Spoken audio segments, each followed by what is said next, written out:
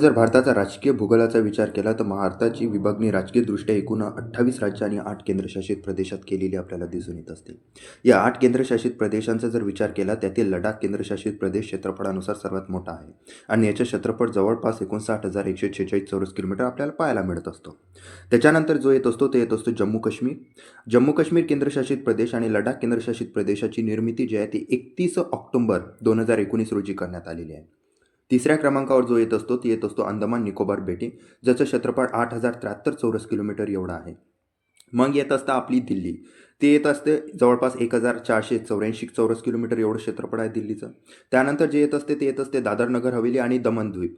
आता यातनी दादर नगर हवेली आणि दमण द्वीप हे 2 केंद्रशासित प्रदेश होते. या दोघांना एकत्र करण्यात आलं ते म्हणजे 2020 मध्ये. त्यानंतर येत असतं ते म्हणजे कोणतं पुद्दुचेरी, नंतर चंदीगड आणि नंतर लक्षद्वीप. लक्षद्वीपचं क्षेत्रफळ फक्त 32 चौरस किलोमीटर आहे. अर्थातच लडाख हा सर्वाधिक क्षेत्रफळाचा केंद्रशासित प्रदेश असून लक्षद्वीप हा सर्वात लहान केंद्रशासित प्रदेश आहे क्षेत्रफळाच्या दृष्टिकोनातून. अशा प्रकारे हा यांचा क्षेत्रफळानुसार उतरता क्रम आहे असं आपण म्हणू शकतो.